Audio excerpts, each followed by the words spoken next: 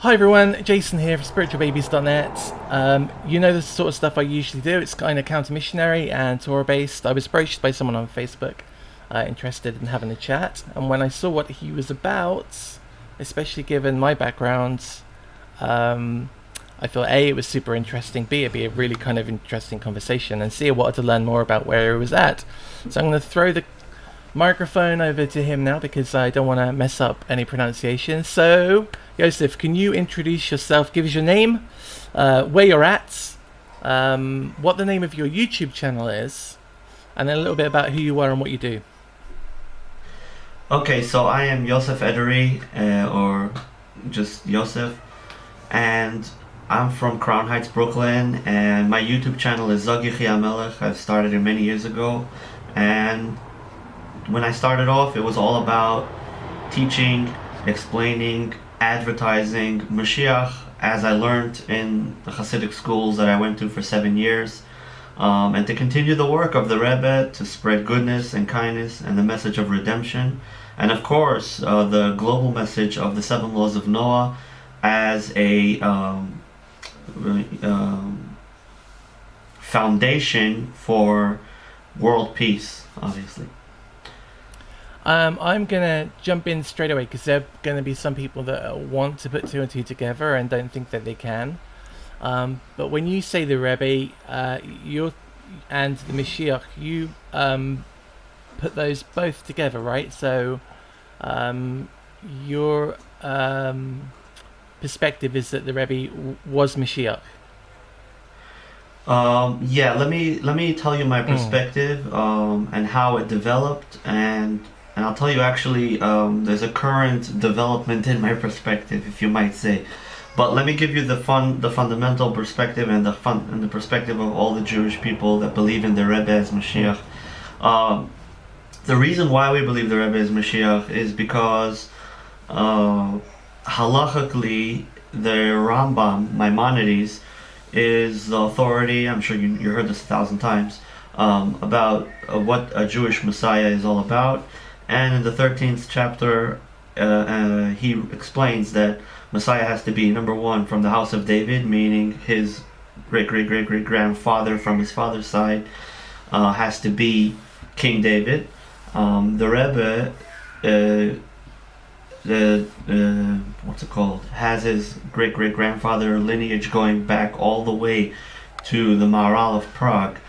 And from the Maharal of Prague, it is known that the Maharal of Prague had his great-great-great-great-grandfather was King David, so that's secured. And then the second thing that Mashiach has to do, according to the Jewish law, is that he has to be a positive influence of the oral and written tradition that was passed down from Mount Sinai. And the Rebbe was such an influence, like the Moses in his time, or like the Mordechai in the time of Purim. He was the beacon of light in the generation for all spiritual matters. And of course there are many other sages and many other rabbis, but no one as powerful in the spiritual realm and in the message of the Bible like the Rebbe was. So that's what makes the Rebbe a candidate for Messiah according to the law. And when I stress law, I'm separating law from prophecy, because when the law is discussed, we're talking about, what actually happens on the ground in the real time, in the real world. Prophecy and interpretation and other things may change, as they say, but the Jewish law stands. And the reason why Maimonides is always brought up is because he's the only one who took all the 613 commandments and organized them and brought the biblical source for them, and he really conquered the entire Bible, and no one argues with him on these laws. And there were 3 great rabbis at that time that we make the Shulchan Aruch out of, and he's the only one who discussed these laws. And in such a case, the law is like him, halacha k'moisei, which means that in practical, simple English, if Messiah and who Messiah is going to be determined according to halacha by what the Rambam says. So that's the belief of the Chabad movement, and my belief growing up, and my belief currently. You said that there is a little bit of change in your current perspective. Yeah, the change that I'm referring to is basically that I think that the Chabad movement is pushing very hard the narrative of waiting for Messiah, but they're not pushing the narrative of what needs to be done. Meaning, we're back. The Rebbe basically came with this revolution of let's make some change in the world, and now we're back to just sitting and waiting for the Rebbe, kind of. And my change in perspective is that we should work on Minui Melech, which means crowning of a king, through 70 sages, otherwise known as the Sanhedrin. And of course, I saw some articles that, it's gonna, if the Jews do put a king together that actually builds the temple and they bring the Sanhedrin, then it's the Antichrist and things like, and things like that. I think that that's a little bit baseless, because you can't say someone's the Antichrist maybe you can. I don't know what the tradition is of the Christians or the Muslims, or like they call it the Dajjal.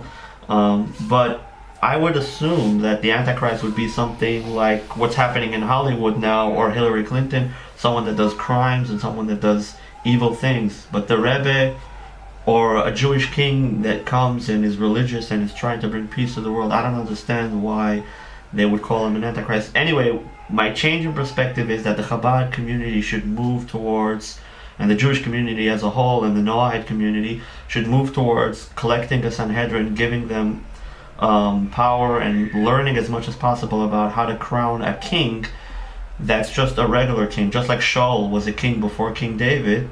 And he was the introduction kind of to King David. So too, we should crown a king and do as much as we can, and not just sit and wait for the revelation of the Rebbe, King Mashiach. Obviously, the king that we put together could be signed a contract that if Messiah is revealed and if the Rebbe is revealed, then he gives his kingdom over at that moment to the Rebbe, or something like that. But that we should look to see, and the reason why I think that we have to move forward is because for all those who really want to serve Hashem, whether Jew or not, we are now fulfilling in the realm of the commandments, Paz mitzvahs, which is 87 commandments.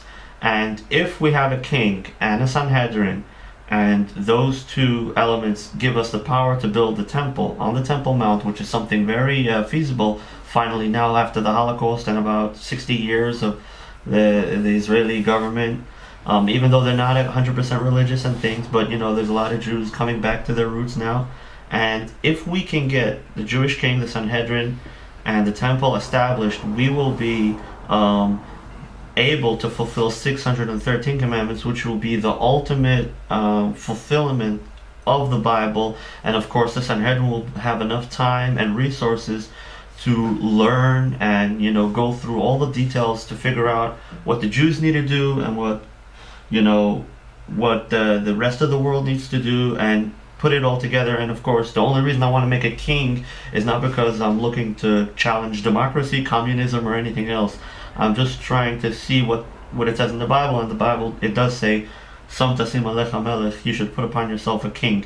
So if we want to fulfill the Bible, the Old Testament, then I think that would be the right way to go. And I feel that in the Chabad movement, there's not a lot of fanfare about this. They're pretty much settled with waiting for the Rebbe, which is, I think, the opposite of what the Rebbe would have in mind. I'm going to have to ask the questions that I know most of my viewers are going to be asking themselves right now. So I don't want this to look like I'm arguing or attacking, Okay. but there are some things that jump out. Growing up in the church, we were told that there was a certain individual that features in the New Testament, and that this was Jewish Messiah. And then, as an individual interested in studying, I learned that it's not the Messiah, and so I'm very interested in learning what Messiah is. So I go and look at lots of articles, and I read lots of books. and I formulate my own kind of checklist. I'm curious. How do you kind of work around, or maybe you don't. Maybe you have perfectly good answers. The parts of the job description for Mashiach which the Rebbe didn't fulfill. Building the temple, it's not even about world peace. The way I look at it is, In gathering of the exiles and building the temple. To have the Messianic age, you need to have an active Messiah, and it can't be a Messiah without it being the Messianic age. So if you've got an end to hunger and an end to violence, and animals not attacking animal, and the temple's being built, and everyone, Jew and Gentile, they all know God, brother doesn't have to teach brother, all of those collective parts of that period, or even the fact that it says that the prince will go to temple, and he will give sin offerings for him and his offspring, and we know that there wasn't another Rebbe after him.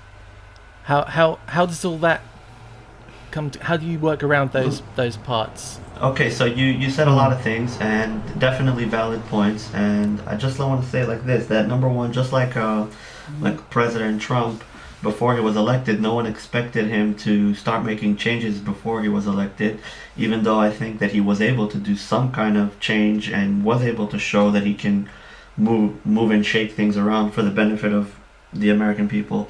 But in any case, there's the criteria of the candidacy, and that's a term that the Rambam uses, like kind of a legal term for candidate for Messiah, and that is Becheskas Mashiach. And to be Becheskas Mashiach, which means a candidate, you don't need to, let's say, if Trump promised to drain the swamp and to build a wall, people can expect him to do that before he was elected, right? He has to get in. So the qualifications for Messiah are different than what he does, and that has to be clear. In other words, Messiah is coming into a mess, and he's supposed to clean up the mess. So as far as Becheskas Mashiach, which means candidacy, that basically gives the okay for the people to get involved and accept upon themselves the king. Once they take upon themselves the king, he could actually fulfill the things that they want him to, or that they need him to, or that the Bible requires him to, that God wants. So Becheskas Mashiach is the first stage, and the second stage is Mashiach Vadai, which means for sure Mashiach. So the first stage, Becheskas, only requires, and this is Messiah, not a Jewish king, standard Jewish king, different laws, different situation. But a Messiah would mean son after son from the house of David, and has shown that he can teach the oral tradition and the written tradition to the Jewish people and to the world. So those two things are what make a Becheskas Mashiach. What does he need if, then the Rambam continues, if he gathered all the Jews and he built the temple, then he's for sure Mashiach Vadai. But that stage is more of what he needs to fulfill as he becomes king. Like we see also in the Jewish king standard, the standard Jewish king in the Bible, he's not allowed to have many wives, more than 18 wives, according to what the sages put together, and he's not allowed to have many horses. If he does those two things when he is already king, then God will bestow blessing on his kingdom, and he will merit to the rest of the, whatever the verses say over there.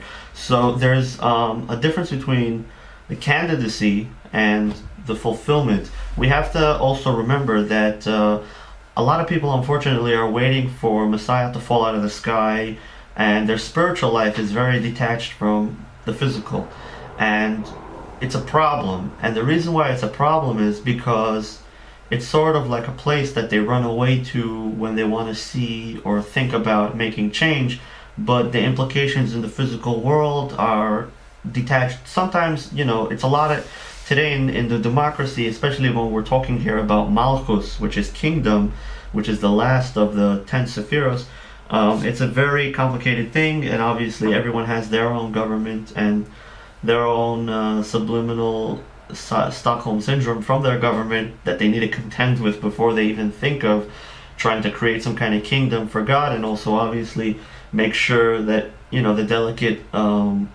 transition or the delicate process of what God wants in this world should not bring the exact opposite of God's will, just like the Muslim world unfortunately is fallen victim to, in the name of God, doing things that aren't godly at all, or history has enough of that. So when we're now in the 2017 looking forward to making God a kingdom, so of course my number one suggestion would be we have to really learn and know what we're talking about, because there's a million ways to do it wrong and there's only one way to do it right. And regarding what you said about the Messianic era, we are in the Messianic era. The Rebbe does bring that down, and the Talmud brings that down. It says, La'alter l'tshuva, la'alter l'geula. The quicker we do repentance, the quicker we will have the redemption. And in the time of the Talmud already, they said that kolu kol hakitzin, which means all the end of days, the kates means by this year or by this day, Messiah should be able to reveal himself. So all the katesim, all the predictions of end of times are already done. The Rebbe predicted that we are in a Messianic era. The Rebbe said that we should open our eyes and we will be able to see that the redemption is here. And the Rebbe, for the last 5 years of his revealed life, from the year Memches Tunun Beis, which is about till 1991, the Rebbe invested a lot of time and a lot of his teachings to saying prophecy and telling us what's happening in the world and what will happen in the world and what we should be looking for. And it's definitely happening, whether it's the Rebbe prophesizing that the wars in the Arab kingdom will intensify more and more and more ever since the Gulf War, which it wasn't necessarily obvious at that time. It was the first Bush with the first Saddam Hussein situation, and the Rebbe said that there's going to be a continuation and it's just going to intensify, and that's from the signs of the redemption. The Rebbe doesn't say if it's a positive thing. Obviously it's never positive when people are getting killed and wars are happening, but the Rebbe said that's what's going to be one of the signs of the redemptive process. Another thing the Rebbe said was that in the Gulf War no Jew will be hurt, and that Israel is the safest place in the world. And we saw 50 Scud missiles landing in Israel, and not one of them killed a Jew. So that was another miracle that happened. And so there's a lot of prophecy that the Rebbe said. There's a lot of things that came forth that are true. And the Rebbe does say that Messiah is here. If we only open our eyes, we can see the process. The Rebbe also mentioned the falling of communism as a sign of corruption falling. The Rebbe's aim and the Rebbe's general direction that the Rebbe wanted to point people at is, if you want to know if the redemption is in the process of unfolding, then just look to see if Tov, Tzedek, V'Yosher, goodness, righteousness, and straightforwardness is happening in the systems. If all corruption is starting to crumble, then you know that the redemption, the light of good, is starting to fill the world. And we're seeing it all the time and again. We see Hollywood's falling apart, the corruption in there and the things that are happening over there. We see that a lot of politicians that have been abusing their power and doing evil in the world are falling. So I do see the redemption process coming forward. Obviously it's not as fast and as miraculous and boom as we expected it maybe to be, but it's definitely happening. And also to bear in mind that the Maimonides also says don't expect open miracles in the first stage of the Messianic era. That means that there's the first stage, which is without miracles, and then there's the second stage, which is where you see the resurrection of the dead and many other things that are part of the second stage, when open miracles will become abundant. But we're now in the first stage of Yemais HaMashiach, according to the Jewish sources that I checked. So I'm going to have to push you on the return of the Rebbe, how that's going to work, and then after that we can talk about some other related things. We'll get away from the whole fulfillment side of things. Okay, the return of the Rebbe is basically, there's not enough details for us to really grab it. And as the Chabad community learned to understand the Rebbe was not about telling us exactly what's going to happen. He pretty much told us what's going to happen as far as what we need to know. Like military, that they know enough information in order to execute what they need to do. But they don't necessarily know every minute where the prime minister is, or when they're going to ever see him again, or if they're going to ever see him again. They don't know if their next mission is too dangerous or too, But with the Rebbe, it's like a loving father kind of. The Rebbe really showed compassion and everlasting patience for anyone that came to him, whether it was crazy people, literally, or whether it was very, very high-end politicians or all kinds of people, every kind of person in the world. The Rebbe showed an endless patience, understanding, and acceptance of everyone, no matter who, no matter what. And this love, which was not tied down to any reasons or circumstances, was something that the Hasidim yearned to try to emulate. The Rebbe, how is he going to come back? He's going to come back, according to what the Rebbe says, when we fulfill the last mission that he gives us, which is in the last sikha, the last discourse that the Rebbe gave, the last speech the Rebbe gave to all the shluchim, which is all the emissaries that they come in once a year to 770, and the Rebbe would give them a discourse, like a breakdown of what's going to happen and what's the next mission. And the mission statement that the Rebbe gave, the last one that we have, as of today, as of 2017, is: we finished the work of spreading Judaism. We finished the work of spreading Hasidic philosophy. Doesn't mean we stop. It means we finished the advertising campaign, and obviously we fulfill all those things. And now we're moving on to accepting and greeting the King Messiah, or in Hebrew, Kabbalat Pnei Mashiach Tzidkenu. Kabbalas Pnei Mashiach Tzidkenu. And that is the key. What does that mean? Accepting the King Messiah? That is a vast question that you can look for hints and resources within the Rebbe's work. But it's about accepting and greeting the King Messiah. That's what we need to do. So that's why I, like, for example, mentioned earlier, maybe crowning a king, because just take the Jewish people, we count from Passover to Shavuos, which is when the Jews got the Torah on Mount Sinai, 49 steps. We only count 49, not 50, because God counts the 50th step. Almost like Noah, when he built the ark, he built it for 100 and something years, and then God closed the door. In other words, God's the last one to do the last work, because you have to always remember that without God you can't do anything. And that's why we count to 49 but not 50.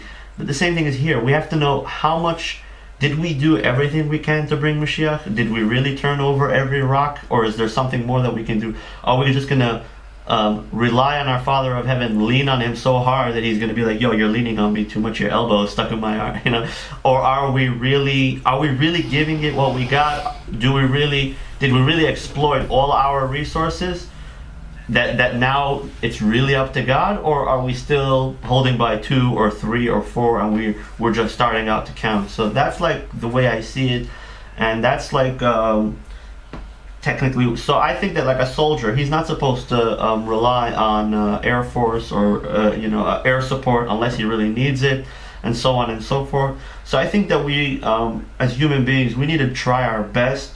And if miracles occur, God bless, God bless the world. But we need to really focus on this world, and we really, really need to be grounded in our spirituality. And the reason for that is because we are here. We are here in this physical world. This is the world that God wants to make a better place. This is the world that God invested in, and this is the world that God wants to see us in. So, I I can hear the overriding message that you have, and and it appeals to me, and it makes sense. And you're right. Too many sit back, and it's not just people who might be waiting for the Rebbe. It's almost any religion that has that idea of someone who's going to come and fix everything. and they'll just Absolutely. wait, and they'll say, "Oh man, I wish I was in heaven already," because they don't think Earth's ever going to be worth it. I wish the Messiah was here because he'd fix everything, and Yeah. and you're like, well, you could go out and do something nice today. It wouldn't kill you. I mean, why are you praying that for your brother-in-law to have a better foot after his accident, when you could go around there and make him a cup of tea and maybe mow his lawn for him? It wouldn't break your back. Why are you praying for God to make that happen? And Absolutely. it's exactly the same with the concept of Messiah. People expect it to be a fixer, that someone's going to come down and click their fingers and everything's going to just work. But that's No. not, for me, that's not the world that was created, right? God made a functioning engine of a world, and he filled it with animals that have a perception of choice, and humans which have total free choice. Now, why anyone should believe that a Messiah is going to come and suddenly that free choice is erased and that we'll all be forced to be good is beyond me. Even more so, even more so. Let's say someone's addicted to drinking alcohol, and last time he had too much money, he bought so much alcohol that he passed out and he was in a coma for a few days. So when God's going to come to the world, and let's say all the people that have a small bank account are going to say, "God, fill our bank account," he's going to be like, "That's not what's going to help you. If I thought it would help you, then I would do it a long time ago. You with too much money is an issue." So, I mean, it's not so much. What I'm trying to say is that there's no one fix for everything. The problems that we think are problems are not God's problems. And that's why the wars of God that Messiah is supposed to fight also are not the wars of mankind. When we talk about a war, it's about chopping people's heads off, killing people, or scaring them to death. That's not what God's wars are. God's wars are the wars of bringing humanity into the world, peace and prosperity, and those kind of things. Spreading truth and debunking lies. Those are the wars of God. So we have to know that there's a different playing field. What we think is right is not necessarily what the Creator intended for this world. And I just want to add to what you said. There's a cartoon, I think it's called The Blackwater Gospel, on YouTube, which has millions of views. And then there's a young man, I'm not sure what his name is, but he gives an explanation to that cartoon. And they touch on a very important topic in religion in general, that is that there's a lot of psychopaths or narcissists or people that are control freaks, in simple English, that use religion as a means of extortion of wealth, or a mental or physical, spiritual extortion, and they try to twist the people into slaves or into children. And as much as this argument is a very sounds like an atheist kind of argument, just trying to bash religion, I think that there's a lot of truth in it, and that a person has to be really careful when he's serving God to make sure that he's not doing it out of peer pressure and things. And that's another thing I wanted to mention, that it's all about free choice. The Bible says, "I will give you the good and the bad, the curse and the blessing, the life and the death, and you should choose life." Judaism is the first free choice platform, and from there the founding fathers were aware of this kind of stuff, and they put it into the Constitution somehow, and things like that. And as long as there's a free choice platform for all of humanity, whether it's men, women, children, Orthodox, non-Orthodox, then everything is going to be okay, and God rests in that situation, because God does not want a communist regime, a dictatorship, or any force. So even if there's a religious father or mother, and he's like, "Yo, my son, you have to come with me right now to pray, and if you're not going to come, you're going to burn in hell," and he's scaring the life out of him, then he's ruining his free choice. He's not giving him the independence, and then the person is not fulfilling his potential as a person. The angels, for example, according to Kabbalistic work, they can barely ever sin. And the reason they can barely ever sin is because they can see how God is creating them every moment, so they cannot sin. It's like if you had a plug that comes out of your foot and you need to charge yourself in order to have energy for the next day, and someone came with a scissor and he said, "I want to cut your wire so that you can't plug yourself into the wall." So the person would, pull out a gun and say, "If you try to touch my wire, I'm going to shoot you because this is the only way I can get energy. And if I need to have my energy. So the same thing as the angels, they see how God creates them and they cannot sin. They could sin, but it's very, very hard because they know that this is our source. They see how God creates them. We are down in this world, according to Kabbalah, that where we have free choice, and that's what God wanted. So when another human being infringes on another human being's free choice, I'm not talking about teaching and explaining and with love and passion, showing people the right way, being an advisor to the community is great. But when there's an infringement on the free choice of a person, or when a person is going to be punished by other people for what he's doing, then the concept of free choice, Judaism, and everything falls apart right there. So that's another important issue that we need to, address, I think. So just before we sign off, because I think we've got a few minutes left, on Chabad.org, and I was having a look as I was researching for this call. There's a lot, obviously, about the Rebbe, but there isn't anything that explicitly says Rebbe's Mashiach. And when you look up Mashiach on Chabad, it gives you quite a good list of sources and resources and texts and ideas. So you are in a specific group amongst a bigger field that holds faith in Rebbe as Mashiach. Would that be right? Sort of, yes. And Chabad.org, they are very. It's like I don't just for a lack of a better example, there's the 20-80 rule, and then there's also sorry, the time, this is a very bad example, but it's also a good one. You understand what I'm saying? The Nazis had the Gestapo, and then they had the regular army. The Gestapo was a very small percentage compared to the regular army, but they did almost 50% of the work that the regular army did.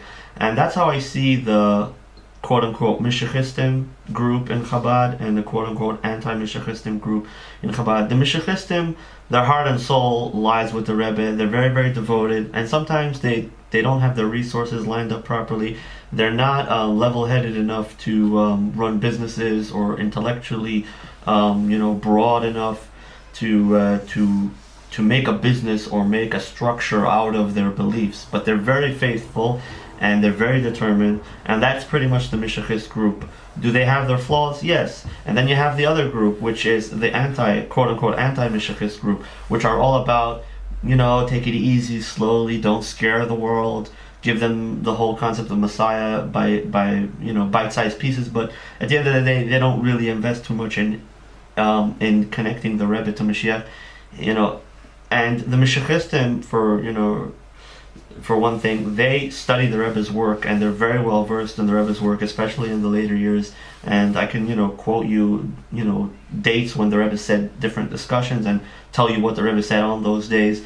And the anti-Mishiachistim, they are not as well versed and in the later years, and they pretty much are the, like if I have a problem with the Mishiachistim not doing enough to bring Mashiach, as in going out of their way and coming up with new ideas like crowning a new king, so then I have even more of a question to those who are quote-unquote anti-Mishiachistim, why they're not even getting close to it with looking at the Rebbe status in this whole story.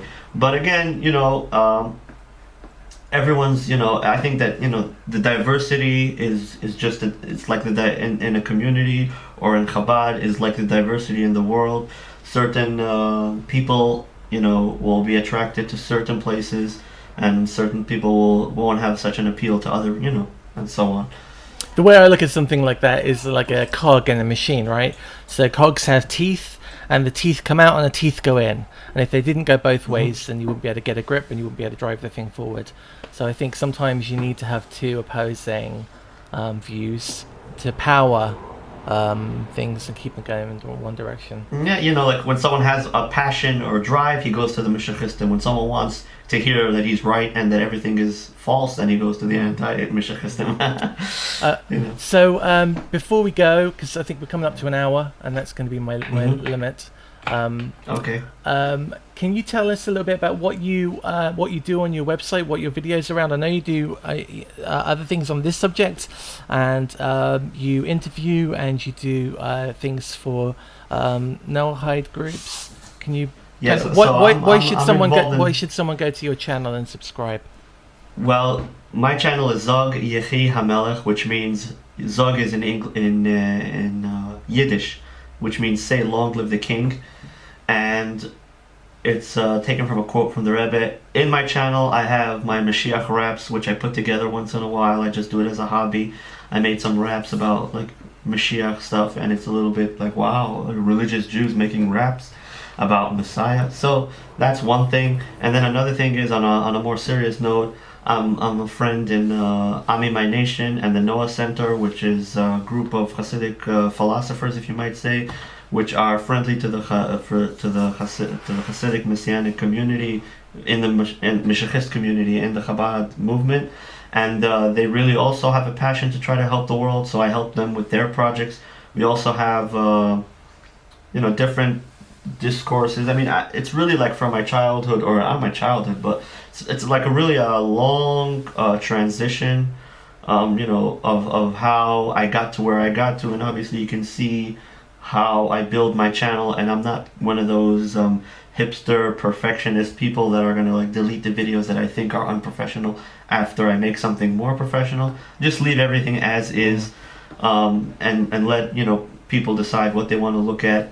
So you really see the build up, and as my first videos are very general, and then I get more detailed, and now my just like the life of a person, it's more intellectually intense and less action and running around and playing around.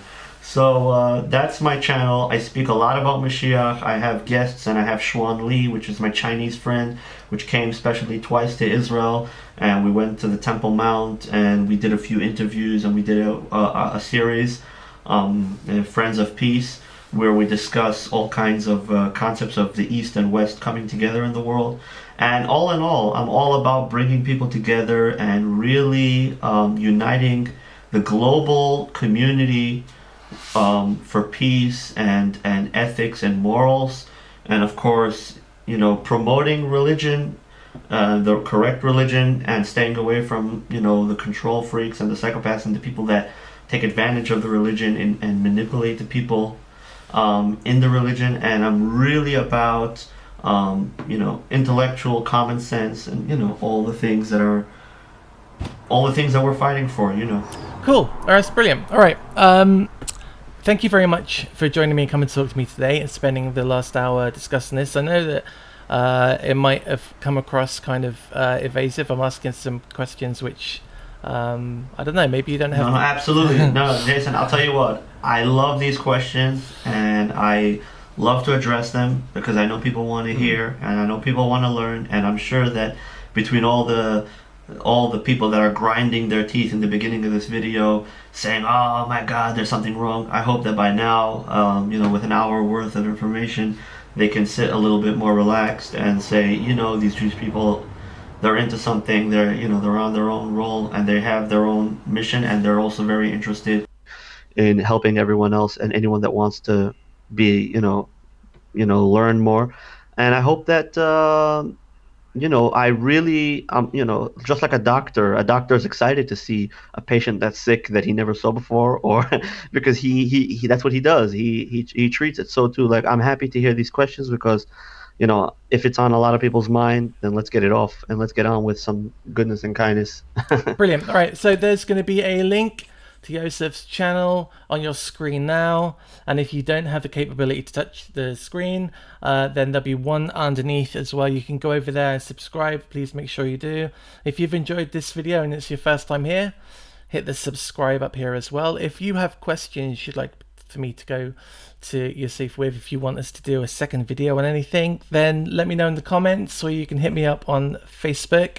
There'll also be a link underneath to Yosef on Facebook too, so you can hassle him with questions. Feel free to do that, and and we'll see you again very soon. Bye bye.